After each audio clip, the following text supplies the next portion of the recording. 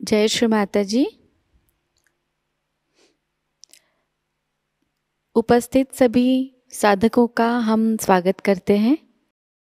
सामूहिक ध्यान की शुरुआत हम सामूहिकता में कुंडलिनी चढ़ाकर बंधन लेकर करेंगे।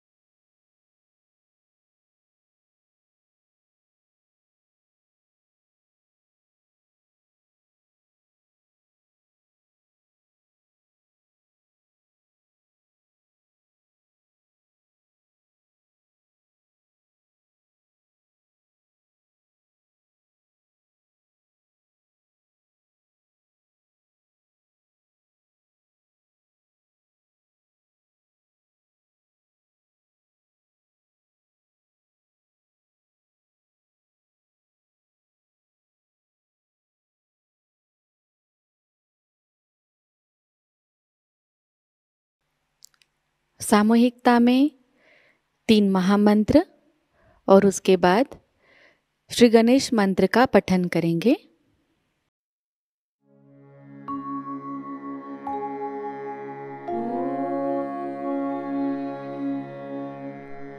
त्वमेव साक्षात्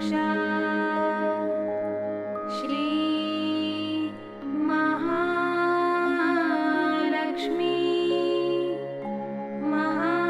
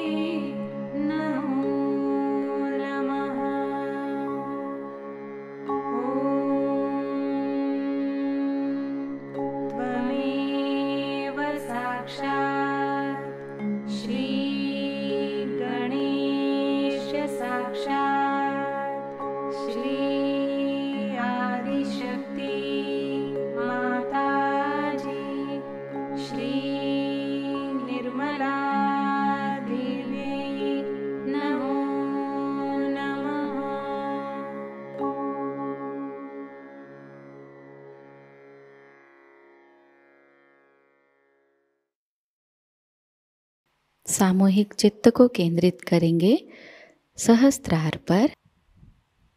परम पूज्य श्री माता जी कृपावंत होकर हमें निर्विचार अवस्था प्रदान कीजिए।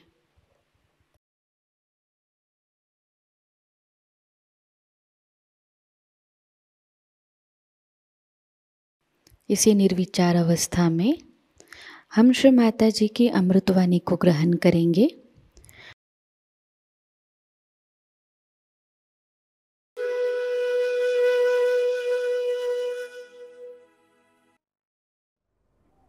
इस नव वर्ष के शुभ अवसर पर दिल्ली में हमारा आना हुआ और आप लोगों ने जो आयोजन किया हुआ है, ये एक बड़ी महत्वपूर्ण घटना होनी चाहिए।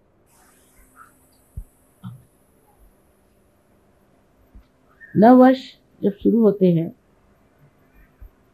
तो उस वक्त कोई न कोई नवीन बात, नवीन धारणा, नवीन सूझबूझ मनुष्य के अंदर जागृत होती है। वो स्वयं स्फूर्त होती है। जिसने भी नवीन वर्ष की कल्पना बनाई है, वो कोई बड़े भारी दृष्टा रहे होंगे, जो ये सोच करके कि ऐसे अवसर पर प्रतीक रूप मनुष्य के अंदर एक नई उमंग, एक नया विचार, एक नया आंदोलन जागृत हो जाए। ऐसे अनेक नवीन वर्ष आए और गए, नई उमंगें आई, नई धारणाएं आई और खत्म हो गई। मनुष्य की आज तक की जो कुछ धारणाएं रही हैं, एक परमात्मा को छोड़ के बाकी सब एक मानसिक क्रियाएं रही या बौद्धिक प्रक्रियाएं रही। मनुष्य अपने बुद्धि से जो भी ठीक समझता था, उसका आंदोलन एक नवीन कल्पना समझ करके चला था। वो आंदोलन कुछ दूर तक जाके फिर न जाने क्यों हठात उसी विशेष व्यक्ति को और उसी समाज को या उस समय में रहने वाले लोगों पर आघात करता। इसका कारण क्या था, ये लोग नहीं समझ पाए। लेकिन आज हमें इसका साक्षात बहुत ज़्यादा अधिक स्पष्ट रूप से हो रहा है। जैसे कि धर्म की व्यवस्था हुई। धर्म की व्यवस्था में मनुष्य ने जब भी बुद्धि और मानसिक शक्तियों का उपयोग किया, तो बुद्धि के दम में वो एक वाद विवाद के क्षेत्र में बढ़ गया और अनेक वाद विवाद शुरू हुए। अगर सत्य एक है तो पंथ इतने क्यों हुए, इतने धर्म क्यों हुए, उन धर्मों में भी इतने और भी जाति भेद क्यों हो गए। ऐसे भेद करते करते न जाने दुनिया में कितने ही गुट जम गए हैं, जिसका समझ में नहीं आता है। किसी से पूछते हैं कि आप साहब कौन धर्म के हैं, तो आपको ऐसे धर्म का नाम बताएंगे कि जो आपने कभी सुना भी। ऐसे धर्म धीरे धीरे मेरे ख्याल से हर एक नवीन वर्ष में ही उत्पन्न होते गए, क्योंकि मनुष्य की बुद्धि हर एक नवीन वर्ष में कोई न कोई नया उमंग लेकर पैदा हो। इसी प्रकार हमारे बुद्धि से राजनैतिक क्षेत्र में भी बहुत सी नई नई उमंगें आई और मनुष्य ने नई नई बातें निकाली। जैसे शुरुआत में माना गया कि चलो एक राजा ही रहे तो अच्छा है, राजा सबको समझ लेगा और राजा से ही सबको बड़ा लाभ मिलेगा। तो देखा कि जिसको राजा बनाया वही दुष्ट निकला, उसी ने सताना शुरू कर दिया। फिर कहा नहीं, राजा तो ठीक है, इसकी जगह ऐसा करो कि प्रजातंत्र चीज शुरू। फिर उन्होंने प्रजातंत्र शुरू किया। प्रजातंत्र में देखा गया कि हर एक आदमी अपने को बिल्कुल ऐसा समझता है कि वो स्वयं ही उस प्रजा का संस्थापक है, संचालक है और करता है।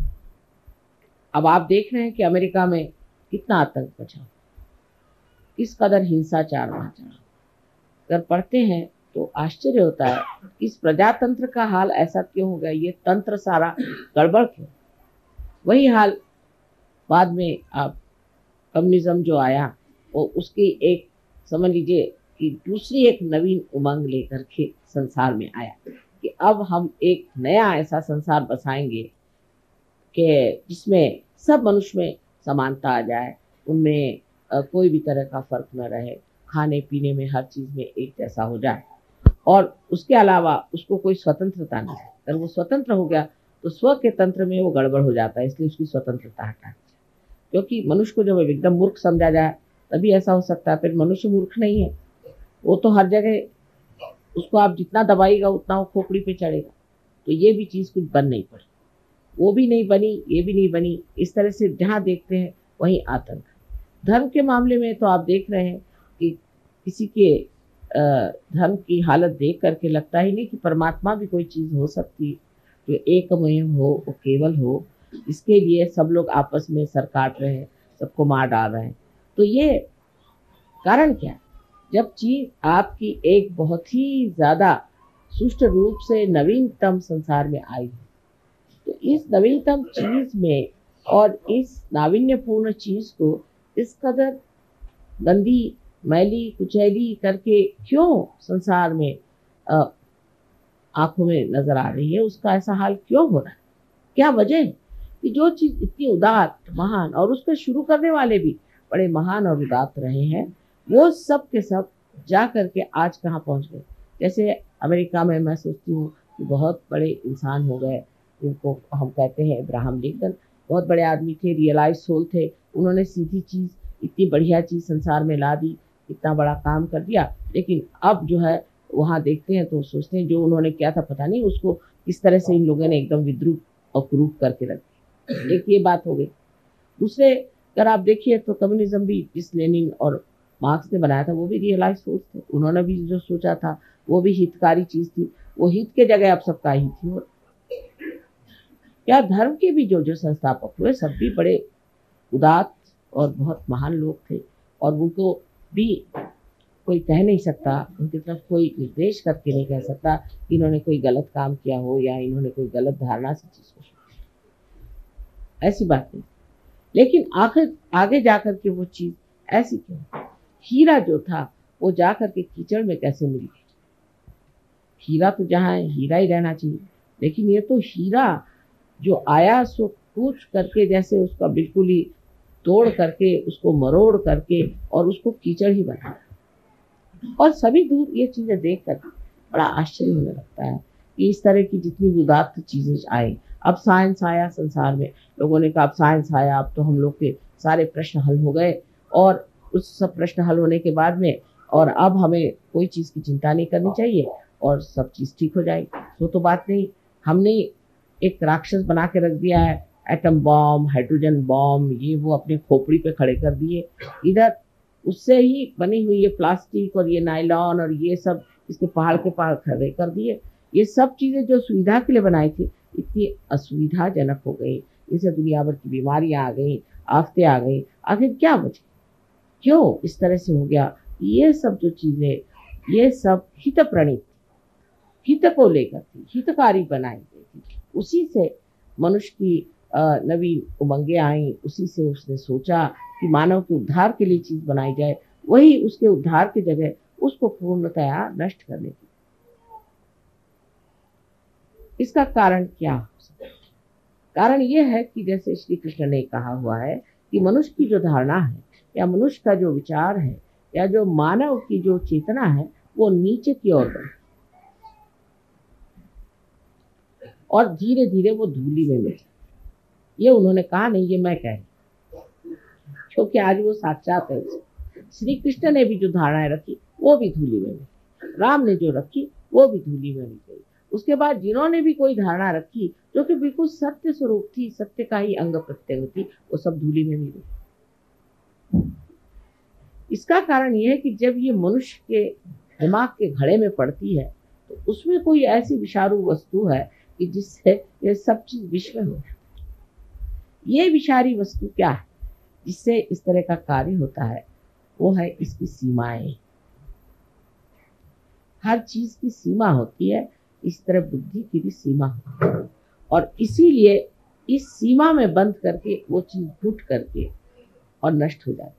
जैसे कि अंगूर का सुंदर स्वाद वाला रस भी अगर एक घड़े में बंद कर दिया जाए तो उसमें उसकी शराब बन के उसका नशा चढ़ जाता है। उसी प्रकार मनुष्य के मस्तिष्क में जो कि सीमित लिमिटेड है, उसमें ये अनलिमिटेड चीजें डाल देने से एकदम नष्ट हो जाता है। इसका मतलब ये नहीं कि मनुष्य का मस्तिष्क ही कुछ खराब है।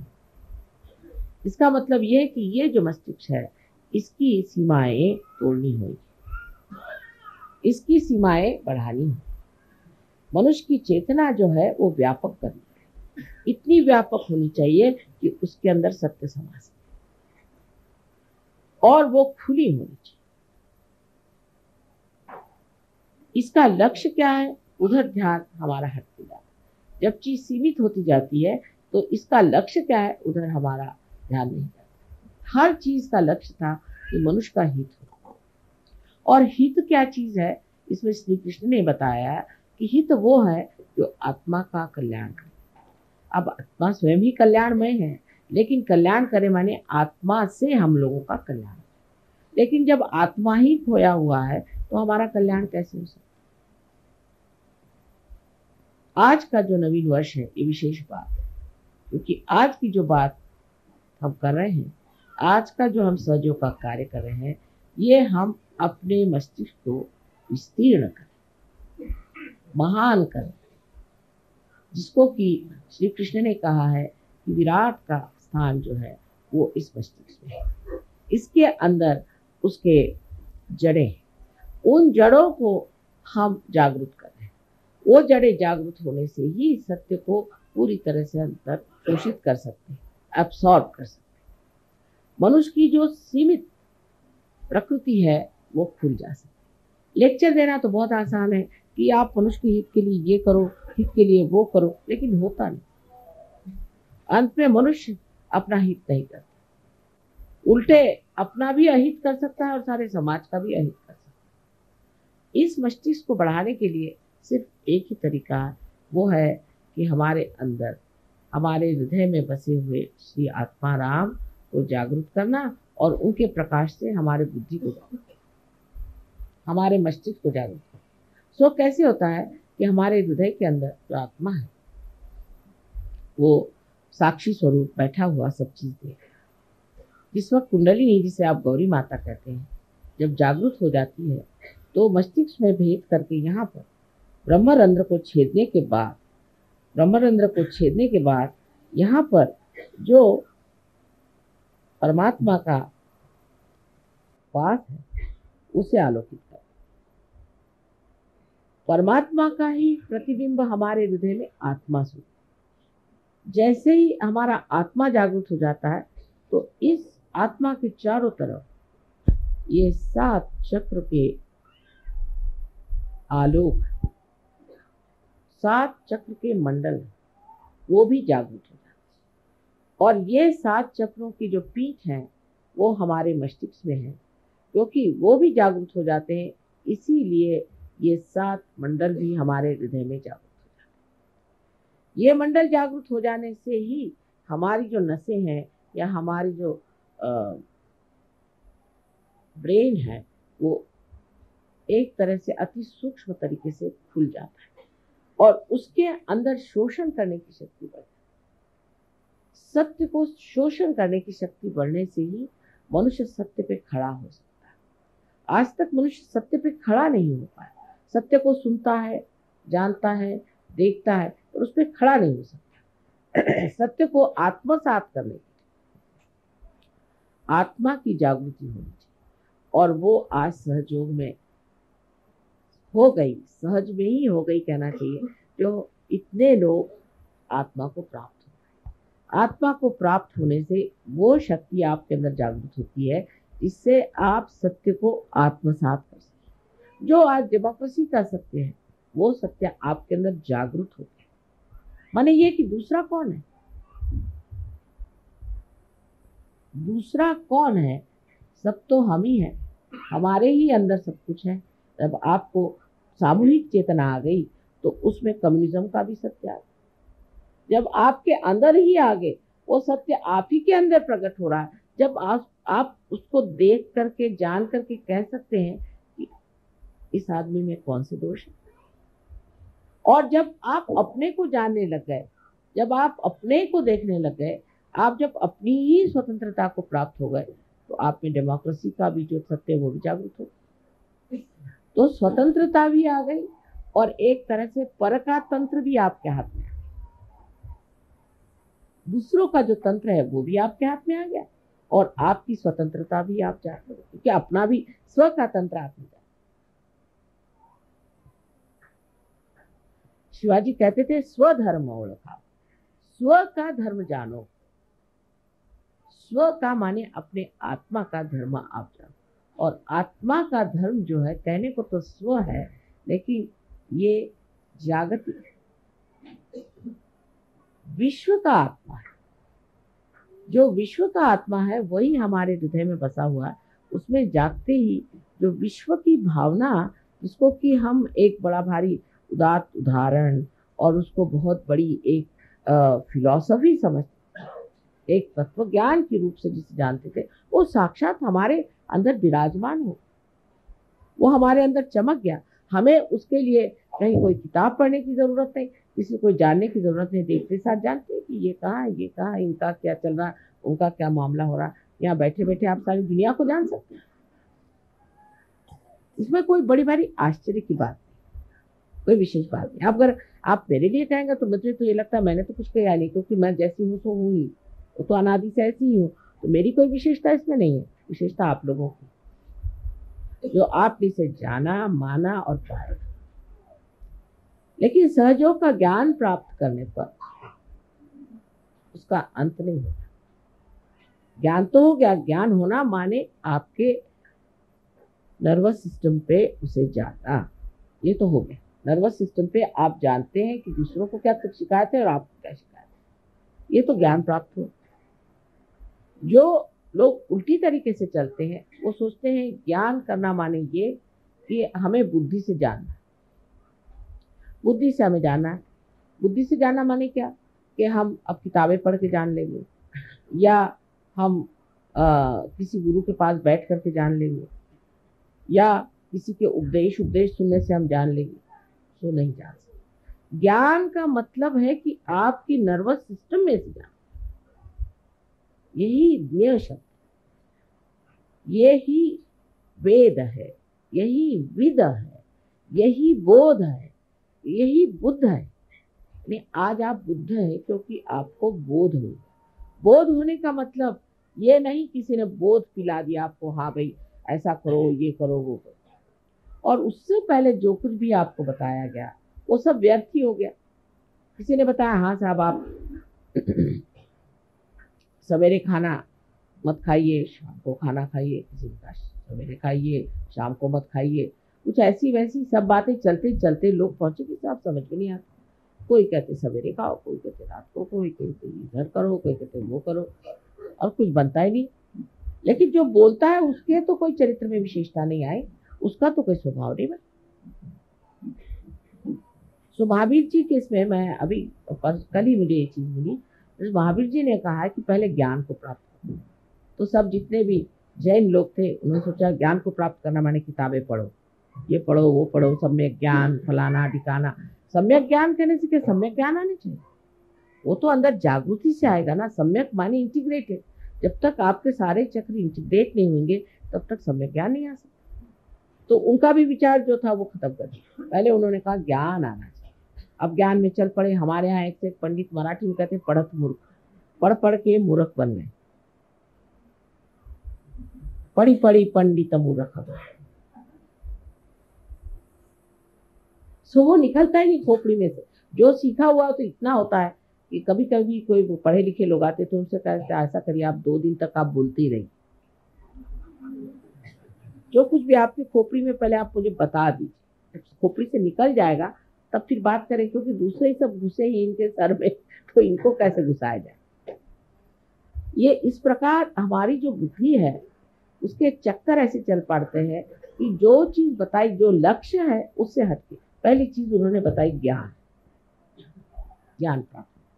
ज्ञान प्राप्त करने का मतलब क्या? ज्ञान प्राप्त करने का मतलब होता है बोध। सो कैसे होगा? किसी ने ये नहीं पूछा कि भाई ज्ञान कैसे प्राप्त होगा। श्री कृष्ण ने भी साफ तरीके से नहीं कहा कि कुंडलिनी का जागरण होना चाहिए, वो जमाना नहीं था। सिर्फ अर्जुन से उन्होंने बात करी, क्या दुनिया के लिए नहीं की थी कि अब लोग बैठ करके सबको गीता सुनाते, सिर्फ अर्जुन के लिए था। अर्जुन एक रियलाइज सोल था, उससे बात करी, और नॉन रियलाइज से तो उन्होंने बात नहीं करी, एक अर्जुन से बात करी। और वो सारे अब दुनिया भर को आप जिन्होंने जिनका रियलाइजेशन नहीं हुआ, जो अंधे हैं, उनसे आप बताइए कि हाथ में आपके सांप है, आप छोड़ दीजिए, आप छोड़ दीजिए, कभी नहीं छोड़ सकते। तो शुरुआत ही नहीं हुई किसी चीज की, अभी शुरुआत ही नहीं। जब शुरुआत हुई तो आपने देखा कि हाँ चीज ठीक है, आँख खुलते बाप रे हाथ में सांप है, आपने छोड़ दिया। लेकिन उल्टे लोग सांप ही को पकड़े रहे जब तक अंधापन है। अंधेपन का मतलब है कि बोध नहीं है, आपकी नसों में अभी तक वो सामूहिक चेतना का बोध नहीं है। जब तक ये बोध एक नया आयाम, एक नया डायमेंशन है, ये जब तक आपके अंदर जागृत नहीं हुआ, कोई सा भी सत्य सुनने के लिए बड़ा अच्छा, एंटरटेनिंग जिसको कहते हैं, बड़ा मनोरंजन, लेकिन वो घुसता नहीं अंदर, वो बैठता नहीं अंदर। सुनने के लिए लेक्चर सुन लेंगे और जा करके जब वो खत्म हो जाएगा तो फिर जहाँ थे जैसे थे। अब पहली चीज जो बोध की हुई, तो बोध के बाद ही आपका चरित्र अपने आप बनता है। उसमें भी उन्होंने गड़बड़ कर दी कि चरित्र बनाओ, चरित्र बनाओ। चरित्र बनाने में उनका भी चरित्र बनाओ, किसी ने कहा अच्छा पगड़ी बांधो, किसी ने कहा काशाय वस्त्र पहनो, किसी ने कहा कि बोधी रखो, किसी ने, ईसाइयों ने कहा कि वो इस तरह की हैट पहन के घूमो, पता नहीं क्या क्या। अब वो सब कर रहे, सारे कर्म कांड कर डाले और देखा कि नर्क की ओर घुसे चले जा रहे हैं, सब कर्म कांड करके सब नर्क की ओर रास्ता बना चला जा रहा। कोई सा भी ऐसा धर्म मैंने आज तक नहीं देखा कि जो स्वर्ग की ओर आरोहण हो रहा, सभी नर्क की ओर सीधे चले जा रहे। ईसाइयों से कहा भाई तुम लोग शराब क्यों पीते हो? तो कहने क्यों साहब, शराब में क्या खराबी है? ईसा मसीह ने शराब बना करके और लोगों को पिलाई थी। मैंने कहा कब बनाई थी? कल एक शादी में गए थे, वहाँ लोगों को उन्होंने वाइन पिलाई थी। अब हिब्रू भाषा में वाइन कहते हैं इसके रस को, अपने द्राक्ष के रस को, द्राक्ष को, अंगूर के रस को कहते हैं वाइन, हिब्रू भाषा। अब सोचिए, एक अकल लगाने की बात है, जो एक क्षण में कोई चीज बन जाए वो कैसे अल्कोहल हो सकती है, वो शराब कैसे हो सकती है? अल्कोहल को तो सड़ाना पड़ता है, बगैर सड़ी हुई चीज होती है ना अल्कोहल। सड़ा हुआ अंगूर ही बना सकते हैं ना, वो सड़ने के लिए तो टाइम चाहिए। उन्होंने तो ऐसे हाथ रखा और दे दिया। जैसे आपके माँ के साथ भी हुआ, अभी हम रोम गए थे तो वहाँ जिस गवर्नमेंट ने काफ़ी मदद की और उन्होंने कहा कि इनका आप ब्रॉडकास्ट करिए, तो वो जो डायरेक्टर साहब थे उन्होंने कहा हमें आप पहले रियलाइजेशन दीजिए तब हम फिर आपका सब करें। अच्छा ठीक है, तो हमने कहा अच्छा ज़रा पानी मंगाओ। पानी में हमने हाथ फेरा तो उन्होंने पिया, तो कहती पानी है क्या? मैंने कहा क्यों? नहीं ये तो पहले वाइन जैसे लग रहा है। बार बार पूछे ये पानी तो नहीं, तो वाइन तो नहीं दे रहे? मैंने पानी दिया। अच्छा फिर पिए, फिर वो कहे बार बार। फिर उन्होंने अनाउंस भी किया, उसके बाद उनके टीवी में भी उन्होंने कहा साहब उन्होंने मुझे पानी में हाथ डाल के दिया तो वो वाइन के जैसा टेस्ट है। पर वो कहने लगे कि वाइन माने शराब के जैसे नहीं, अंगूर के रस। तो बना लिया। अब वो जब प्राइस के बारे में बात करेंगे तो ऐसा लगता है कि वो कोई शराब खाने के इंचार्ज थे कि क्या, जिस तरह।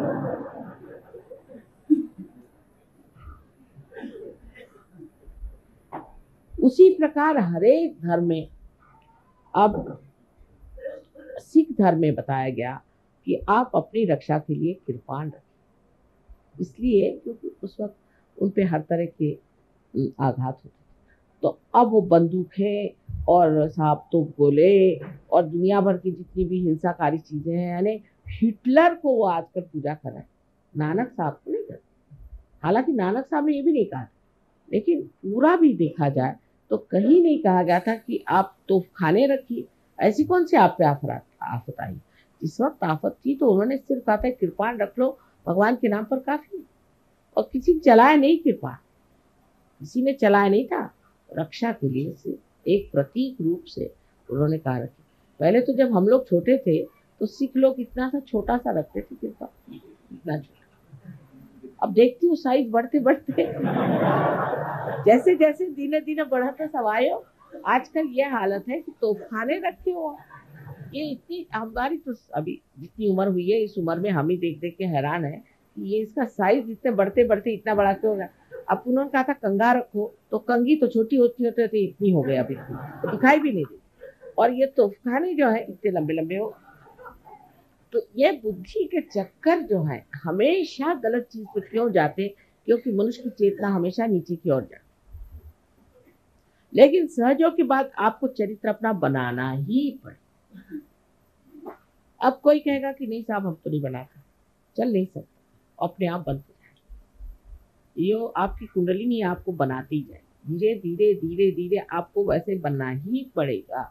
वो कहेगी कि अच्छा नहीं बनते हो, चलो इस तरह से वो टेढ़ी उंगली घी भी निकाल लेगी, वो आपको इस तरह से बना के रख देगी कि आप कहेंगे कि हार गए बाबा, जो कहो। एक साहब थे तो वो उनका दूसरे दिन ही शराब वराब सब छूट गया। उसके बाद वो गए जर्मनी। उन्होंने कहा थोड़ी सी चख तो ले, यहाँ की मुझे बड़ी पसंद थी वाइन, क्या लगती है। वो कहते कि मैंने जो पिया तो उसके बाद माँ इतनी मुझे उल्टियाँ आई। मैंने कहा क्यों? कल ऐसे लगे कि मैंने जैसे कोई सड़ा हुआ बुच खा लिया। अब तुमने सड़ा हुआ बुच कभी खाया था क्या? तो कह रहे नहीं, जब हम लोग डॉक्टर है ना, कभी बुच खोलते हैं तो उसकी स्मेल जो आती, मैंने सोचा कि वो सारा मैंने खाया। और उल्टी पे उल्टी, उल्टी पे उल्टी, कहने मेरे खून निकल आया, इतनी उल्टियां हुई। मैंने कहा कान पकड़े, आज से कभी नहीं छूंगा ये शराब। मैं तो कुछ नहीं कहती ना, मैंने उल्टी करवाई, लेकिन आप ही स्वयं साक्षात सत्य पे खड़े हैं, उसे मैं क्या करूं? आप ही स्वयं स्वच्छता में खड़े हैं। अगर आप स्वच्छ हो जाए तो आपको कोई गंदगी नहीं अच्छी लगेगी, अपने आप ही चीज घटित होने लगती। शुरू में बहुत तकलीफें होती है, कुछ कुछ लोगों को तो बहुत ही परेशानी होती है इसमें आने में। किसी में ईगो आ जाता है तो वो अजीब सा कूदने लग जाता है। मैं देखती रह जाती हूँ कि अभी तो अच्छे बैठे हुए थे, अभी बंदर के जैसे कूदने लगे। फिर किसी में देखती हूँ कि एक तरह की बड़ी घृष्टता आ जाती है, किसी में बड़ा गुस्सा आ जाता है, किसी में कुछ होता है। पर धीरे धीरे धीरे धीरे वो मुलायम होते जाते हैं और चीज सब बनती है। वो कैसे बनती है, क्या बनती है, वो मैं आपको नहीं बताऊं, लेकिन वो बनती है। क्योंकि बताने पर आप लोग घबरा जाए। उसके तौर तरीके जो हैं बहुत नाजुक है, लेकिन हैं बड़े कठिन। जैसे कि हम लोग कभी नहीं सोचते हैं कि किस तरह से फूल खिलते हैं, फिर किस तरह से उसके साथ कांटे आ जाते हैं, किस तरह से पेड़ बनते हैं, कैसे सुंदर सुंदर पत्तियों के आकार विकार बनते जाते हैं। ये हम कभी नहीं सोचते। जब होता है तो देखते हैं हाँ कितना निसर्ग सुंदर है, इतने निसर्ग रम्य स्थान में हम आ गए, सब ये सोचते रहते। लेकिन ये नहीं सोचते कि ये कैसे बनी होगी, कौन सी शक्ति ने बनाया होगा, किस सुंदरता से बनाएगा, और उसके पीछे कितनी स्फोटक, कितनी भयंकर शक्ति भी हो सकती है। उसमें कुछ ऐसी भी चीज हो सकती है जो इस चीज को बनने को रोके, तो उसको घात करने वाली होनी चाहिए। ऐसी कोई ना कोई शक्ति और भी उसके साथ जुटी हुई है जो हर समय उसकी सुरक्षा के लिए और रक्षण के लिए खड़ी। अनेक स्थल पे आपको इस तरह से अनुभव आते रहेंगे आपके चरित्र में। एक साहब थे, उन्होंने सहयोग के बाद सब छोड़ दिया, लेकिन सिगरेट जरा छूटी नहीं। तो एक दिन वो मोटर में जा रहे थे और लोगों के साथ, और सिगरेट पी रहे थे। सिगरेट पीते पीते उनके मोटर में एक्सीडेंट हो। किसी को कुछ नहीं हुआ, उनकी सिर्फ ये उंगली विशुद्धि की थोड़ी सी काट दी। तब वो समझ गए बात क्या। इस प्रकार धीरे धीरे चीजों से, शिक्षाओं से आप सीखते जाते हैं कि हमारा चरित्र जो है जरा इधर उधर जा रहा है, मोटर जो है वो जरा सी सीधे रास्ते पर नहीं, जरा कुछ इधर उधर फिसल रही है, फिर आप ठीक कर रहे। फिर आप ठीक करते करते ऐसी दिशा में आ जाते हैं कि आप दोनों ही चीज, एक्सेलरेटर और उसका ब्रेक, उसके माहिर हो, मास्टर। वो मास्टरी जब आ गई तब समझ लेना चाहिए कि आप ड्राइवर हो। अभी सिर्फ ड्राइवर हो, अभी मास्टर होने के लिए आपको निर्विकल्प में उतरना चाहिए। जब आप निर्विकल्प में उतर जाते तब आप गुरु महाराज हैं। मैं आप सबको नमस्कार करती हूँ।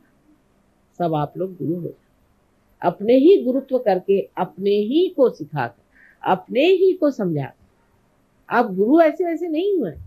दूसरों को सिखाना बहुत आसान है, लेकिन जिस तरह से हमारे कॉलेजेस में पहले टीचर्स के पास हम पढ़ते हैं, फिर जाके प्रोफेसर से पढ़ते हैं, मेहनत करते हैं, फिर हम गुरु होते हैं। इसी प्रकार सहयोग में भी पहले अपने ही ऊपर उसका सब अनुभव करके, उसका पूरा प्रयोग, एक्सपेरिमेंट करके फिर हम गुरु होते हैं। और जब हम गुरुत्व को आ जाते हैं तब फिर हम जानते हैं सबका कि हाँ हम भी ऐसे ही थे, तुमको हम जानते हैं। हाँ हाँ हाँ, ऐसे ही हमारा था, यही मामला था, हम सब जानते हैं। तब फिर बहुत आसान हो जाता है, तब आप गुरु हो जाते हैं। और इसको कहना चाहिए कि सहज का जो चरित्र बनना और सहज में ज्ञान को प्राप्त होकर के उसमें, ये चीज जब तक नहीं आती है तब तक मनुष्य में उसकी विशेषता नहीं।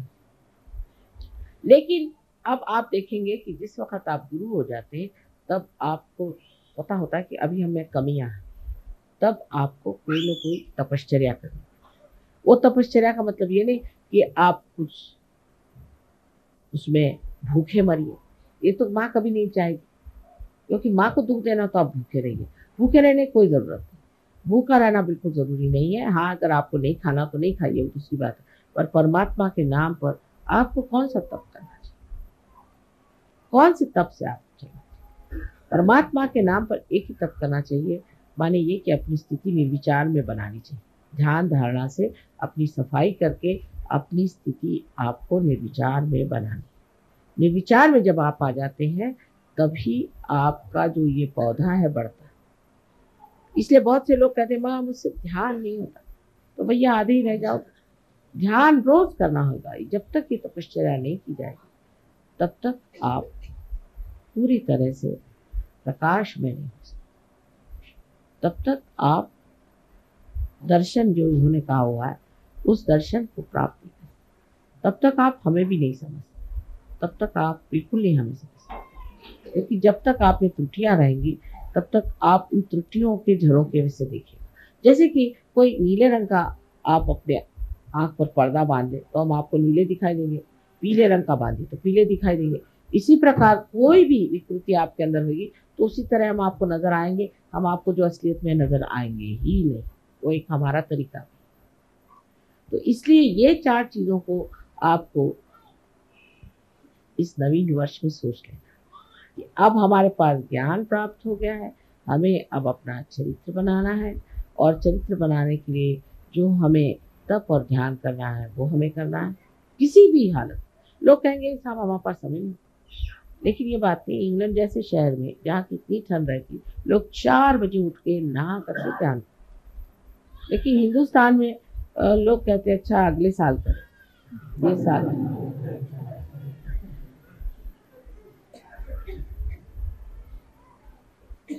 और जैसे जैसे हम उत्तर की ओर बढ़ते हैं लोग तो सोचते हैं कि अरे क्या ज़रूरत है, हम तो कैलाश की तरफ बैठे हुए हैं, हमको क्या ज़रूरत। ये दक्षिण वाले करते रहे मेहनत, हम तो उत्तर में बैठे हैं। उत्तर प्रादेशिक लोग जो हैं, तो जितने भी उत्तर में लोग बैठे हैं उनको पता होना चाहिए कि हालांकि कैलाश उत्तर में है लेकिन दृष्टि उनकी दक्षिण में है, इसलिए उनको दक्षिण मूर्ति कहते हैं। इसलिए चाहिए कि आप लोग भी अपनी ओर उनकी दृष्टि लाएं।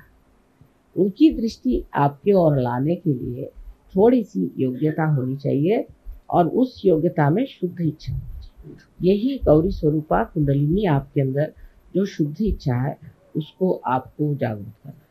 जो चीज़ मिसिंग है जो हमारे यहाँ, जिसके बारे में हमें सतर्क होना चाहिए, उसे कहते हैं डिसिप्लिन। दुनिया भर के कायदे कानून हमें आते हैं, आधा वर्ष कैसे कहना और आप आइए हमारे गरीब खाने कैसे कहना, ये सब आता है। लेकिन ये चीज़ हमें नहीं आती है कि हमें अंदर का जो डिसिप्लिन है वो लाना, अंदर का डिसिप्लिन। वो इसलिए नहीं आया है कि गंगा यहाँ बहती है, गंगा जी किनारे रहते हैं तो हमको कौन छू सकता है। जिस देश में गंगा बहती है उसके वासी हैं, अब हमको कौन छू सकता है। इस तरह के अहंकार की भावनाओं से मनुष्य का जो डिसिप्लिन का पार्ट है वो चला गया। वो बहुत ज़रूरी हमारे यहाँ बैठना है। और दूसरी चीज़, यहाँ राजकीय आंदोलनों की वजह से जो कि आजकल बहुत ज़्यादा बढ़ गए हैं, न जाने कितनी पार्टियां हो गई। रोज ही ये देखती हूँ एक आज एक पार्टी आ गई। जब मैं आती हूँ तो मैं पूछती भाई कितनी पार्टियां हो गई, सब बता दो, मुझे तो कोई समझ ही नहीं आता। परसों एक साहब मिले तो वो पूछने लगे आप कौन सी पार्टी में है। मैंने कहा भाई मैं तो कोई पार्टी में नहीं हूँ।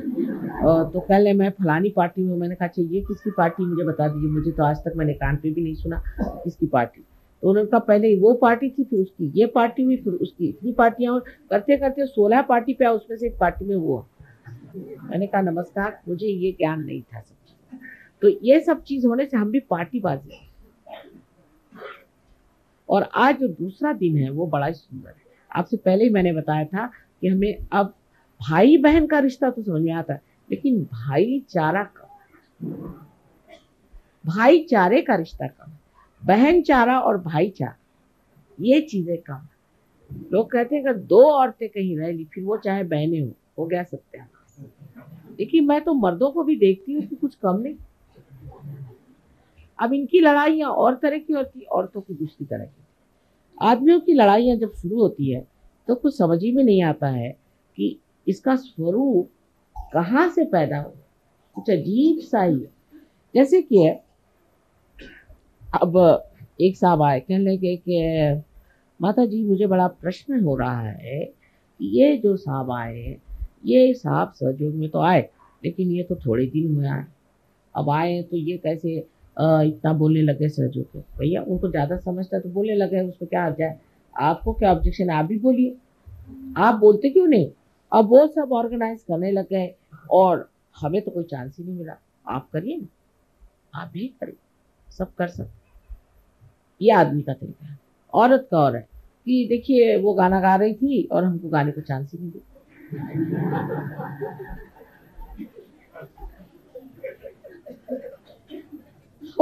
दोनों पशुपेश मेरे लिए ये है कि मैं ये सोचती हूँ कि अरे भाई हम बात कर रहे हैं आसमान की और आप बात हम कर रहे हैं कि जाके आपको सितारे बना करके आकाश में चमकाए और आप लोग मिट्टी के दिए के बराबर भी नहीं बात करोगे तो फिर मैं क्या आगे बोलूं। मैं तो अवाक रह जाती हूँ जब ये बातें सुनती हूँ। मुझे बड़ा आश्चर्य, ये मेरी गर्दन खींच रहे हैं, वो मेरे दबा रहे हैं, वो वहां जा रहे हैं, वो ऐसा कर रहे हैं। सबसे पहली बात है माँ को खुश करने के लिए सबसे पहले आपस में आप भाईचारा और बहनचारा, ये सबसे प्रथम चीज आपको मेरी कहने की है कि मेरे लिए आपको अगर वाकई आनंद देना है तो पहले भाईचारे। अब सहयोग का भाईचारा जैसे चलता है वो इस प्रकार, कोई आया आते साथ तेरे तो भूत लग गया, तू जा। वो मेरे पास आया, माँ मेरे भूत लग गया। मैं कहती हूँ तुमको किसने बताया। वो गया था मैं, उन्होंने बताया तेरे भूत लग गया। माँ मेरा भूत निकालवा रहे। मैंने कहा तुम उन्हीं को कह दो कि तेरे भूत लग गया, तो तुम्हारे को भूत वूत नहीं लगा, कहा है मेरे पीछे पड़ा नहीं, उन्होंने बता दिया मुझे भूत लग गया। दूसरा आएगा कि जो देखो वही मुझे कहता है कि तेरा ये चक्र पकड़ रहा है, माँ मेरा ये चक्र पकड़ रहा है। अरे मैंने कहा भाई तुम क्यों उसको कर,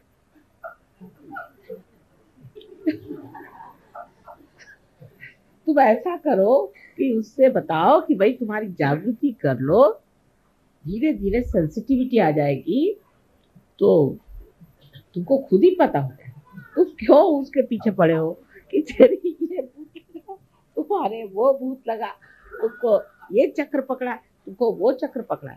दूसरे ये आप लोग सहयोगी हो कि नजाकत के नमूने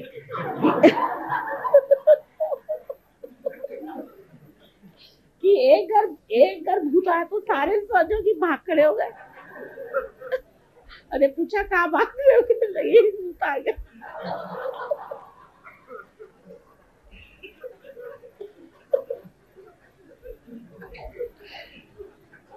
साहब मैं तो भूत की बात ही नहीं करने वाली थी, शुरू से मैंने तय किया था कि मैं भूत के बारे में कहूंगी नहीं।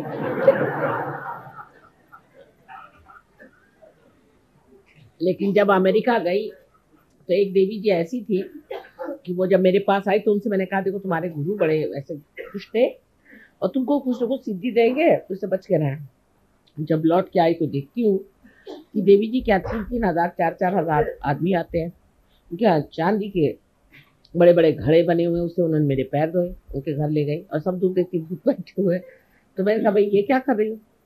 तो लोगों ने बताया कि ये तो घोड़े का नंबर बताती है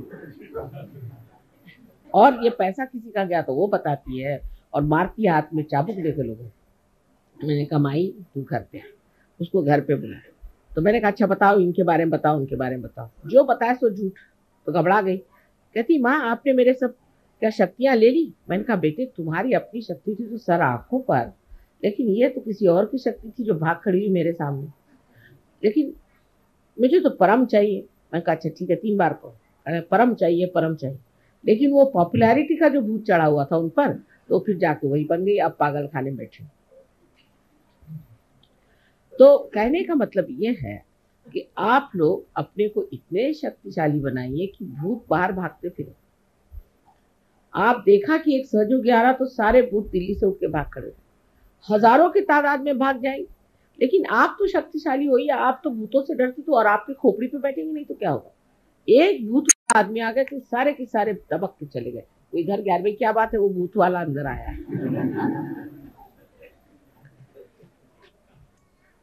तो ये भाईचारे की बात। अब उसका कारण क्या है? हम अशक्त क्यों है? क्योंकि हमारे अंदर संघ शक्ति है। इसीलिए बुद्ध ने कहा है कि संघम शरणम गच्छ। संघ की शक्ति हमारी बनानी चाहिए। हम सब जैसे भी हैं सब मिल करके जुटा। आपने तो कितने किस्से सुने होंगे कि संघ से कितने लोगों ने कार्य करके दिखाए। एक चिड़िया के बारे में आपने सुना होगा कि बहुत सी चिड़िया थी और वो एक जाल में फंस गई। उन्होंने सोचा कि हम लोग अगर सब मिल करके अपने पंख पसारे तो इस जाल से हम विमुक्त हो सकते हैं, इसको उड़ के हम चले जाएंगे। और इस तरह से उड़ के चली गई। और फिर उन्होंने चूहों से कहा कि भाई तुम हमारी अगर मदद करो तो हम इस जाल से छूट जाएंगे। तो सब चूहों ने मिलकर उनको काट दिया, उससे वो छूट। इसी प्रकार हमको भी सोचना चाहिए कि अगर हम अपनी संघ शक्ति को बढ़ा लें तो कोई भूत यहाँ आएगा ही क्यों, वो तो पहले ही भाग जाएगा। एक नहीं हजारों उठ के उनके कारवां यहाँ से उठ जाए। लेकिन हमारी संघ शक्ति कम, इसलिए हम कमजोर हैं। हम ये नहीं सोचते कि सहयोग बढ़ रहा है जो 2 हाथ लगा, सहयोग बढ़ रहा है वो बढ़ा रहा है चलो उनको काटो, वो फलाना है उनके खिलाफ चिट्ठी भी। माँ का सर इसी में निकल जाता है। अगर आप चिट्ठियां पढ़िए तो हैरान हो जाए, 7-7 सफ़े की चिट्ठियां आती है ये बताने के लिए कि वो जो काम करे वो भूत है। अब मुझे कुछ समझ में आता है कि नहीं कौन भूत है और कौन नहीं। लेकिन इस तरह की ये जो हमारी बातें हो गई हैं सहयोग में कि इनके वाइब्रेशन अच्छे नहीं, इनका है। मैं कहती हूँ हजारों ऐसे लोग यहाँ आ जाए तो भी आपको डरने की कौन सी बात। हमारे यहाँ महाराष्ट्र में एक धुमाल नाम के साहब हैं, तो मुझसे पहले तुम लोग को भूत कहाँ से पकड़ते, तुम भूत को पकड़ो, तुमको भूत कैसे पकड़ते। तो एक बार हमारे यहाँ वहाँ पे राहुरी में एक आदमी आया, उसके पछाड़ा हुआ था। तो वो जब उसमें आया तो बोलने लगा कि ये 3-3 सहयोगी उस रास्ते से जाते हैं, वहीं हम लोग रहते हैं, तो इनसे कहिए कि वहाँ से न जाए, नहीं तो हम लोग जाके डरेगा। तो ये 3 सहयोगी वहाँ से जाते हैं, उनके ऊपर उन्होंने कहा कि हम लोग उस वहीं पेड़ पे रहते हैं, अगर ये वहाँ से जाएंगे तो हम लोग कहाँ। 3 सहयोगी की ये कमाल है। तो आप इतने सहयोगी हैं और अगर हैं तो किसकी मजाल है किसी सहयोगी के पास भटक जाए। अपनी जो संघ शक्ति है वो बढ़ाइए, अंदर जो भी डर है उसको हटाइए। डर से आप लेफ्ट साइड में चले जाते हैं और आप बुद्ध से बाधित हो जाते हैं। डरना किससे? डरने की कौन सी बात है? बहुत सा हमारा झगड़ा खत्म हो जाए अगर हम किसी से डरे। आपस का झगड़ा खत्म हो जाए अगर हम उस आदमी से न डरे। हमें ये डर लगा रहता है कि हमारी पोजीशन खराब जाएगी। यहाँ कोई पॉलिटिक्स तो है नहीं, यहाँ कोई पोजीशन है नहीं। आज कोई प्राइम मिनिस्टर बनने वाला है कि कोई डिप्टी प्राइम मिनिस्टर बनने वाला है कि कोई मिनिस्टर बदलने वाला है कि जो सब हालत अपनी अपनी कुर्सी संभाले बैठे हुए हैं। यहाँ तो सबकी कुर्सी जमाने का काम। जिस जिसको आसन दिया वो आपका आसन जमाने का कार्य होने वाला है। तो भाईचारे से जब जमने वाली है तो क्यों न भाईचारे में। पिछली मर्तबा मैं सबसे मजाक कर रही थी, मैंने कहा कि आप किसको भाई बना रहे हैं बताओ। अब छोड़ो, बहनें तो बहुत बन गया, भाई बना रहे। और बहनों को चाहिए कि अपनी भी सहेलियां बनाओ। पहले बड़ी सहेली का बड़ा महत्व होता था, आजकल सहेली तो शब्द रहा ही नहीं गया। कोई भी स्त्री से पूछो भाई तुम्हारी कोई सहेली, मेरी कोई सहेली वहेली नहीं। मैंने कहा क्यों क्यों सहेली नहीं है? नहीं, बात यह है आजकल के ज़माने में कौन सहेली को पाल सकता है, और इसलिए औरतों में पटना यानी असंभव बात। 2 औरतें अगर हो गई तो मेरा तो सर गया।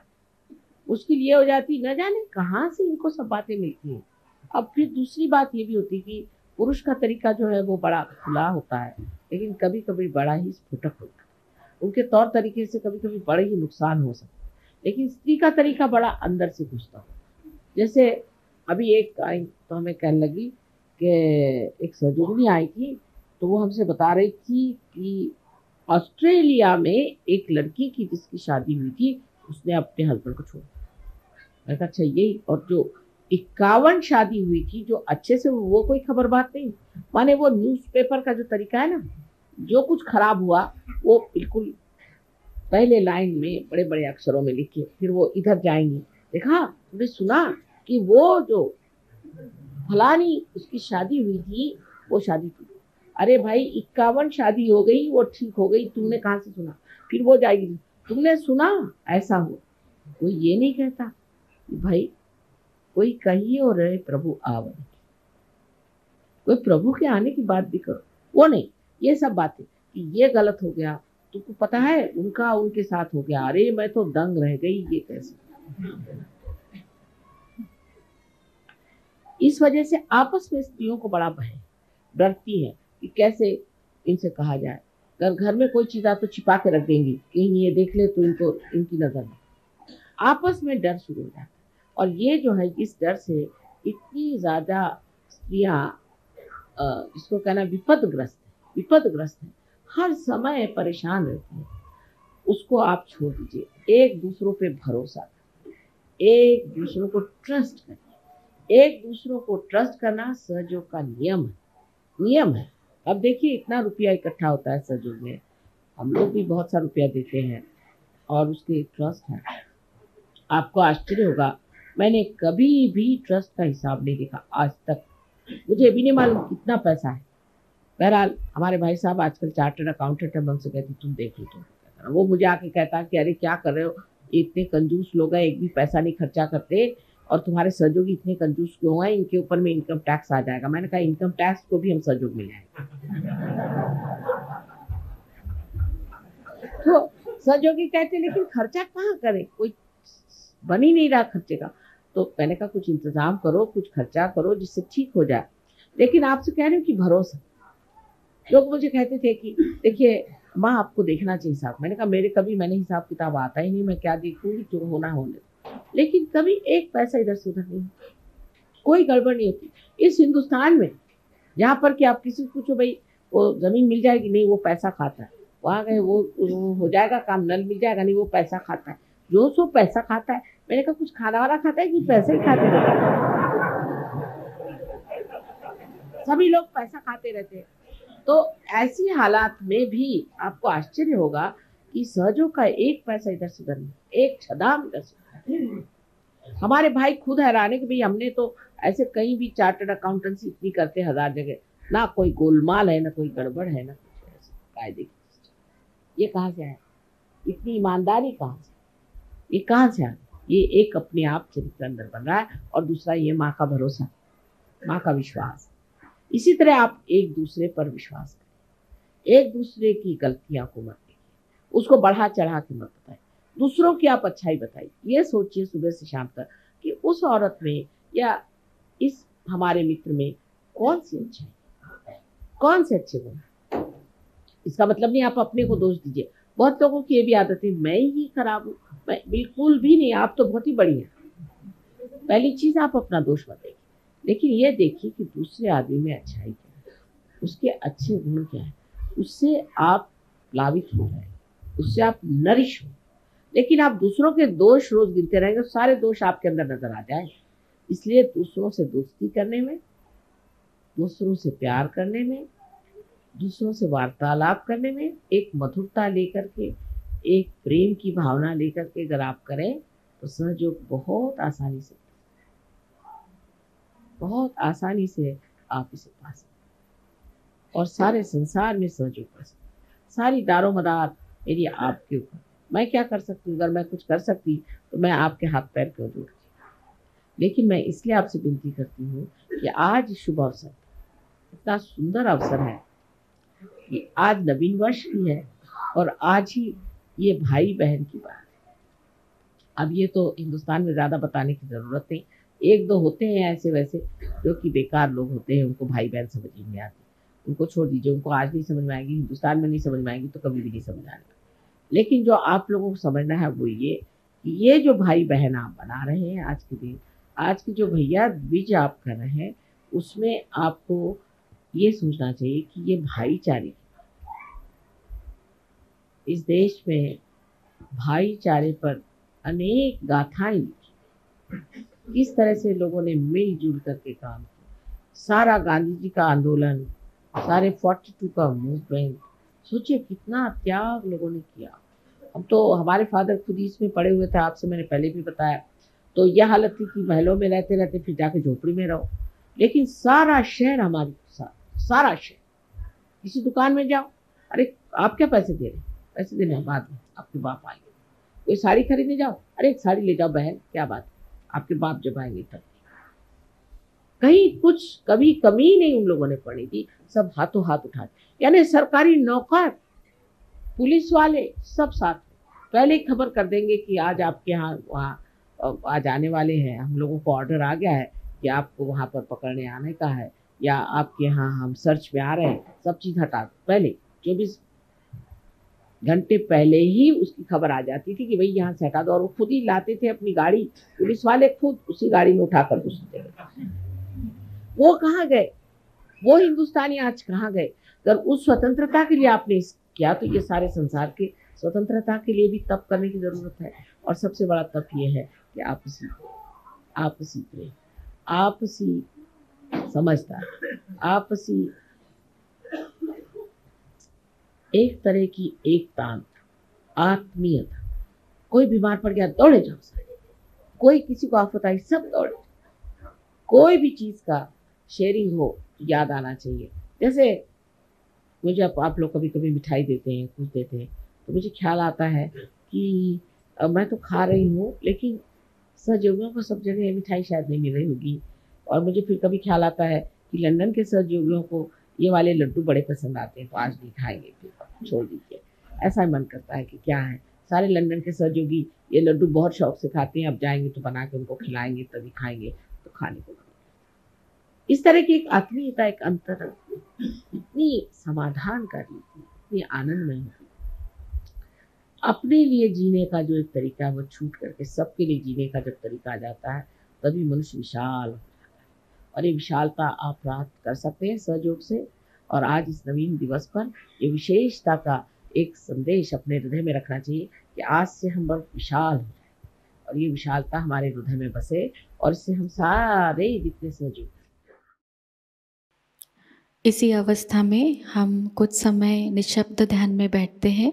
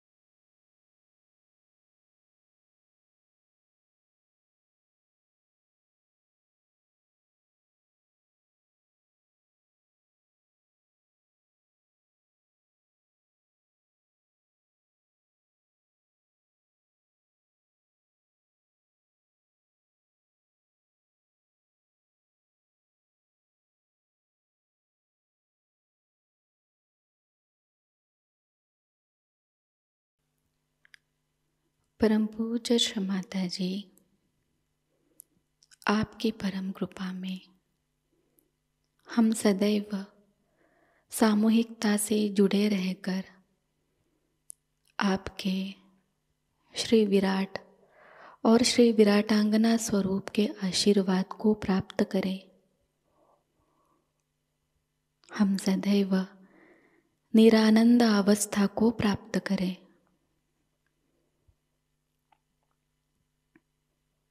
श्री माता जी, आपकी परम कृपा में अपने प्रकाशित ज्ञान से अनन्य भक्ति में उतरकर हम सहयोग का प्रत्येक कार्य करें और उस कार्य को करते समय हम अकर्म अवस्था को प्राप्त करें। श्री माता जी, आपकी परम कृपा में हम सब प्रकाश बनकर इस विश्व का आध्यात्मिक उत्थान के मार्ग में मार्गदर्शन करें। कृपावंत होकर हम सबको कुशल संभाषण, दैवी कूटनीति, प्रभावी व्यक्तिमत्व और विवेक प्रदान कीजिए।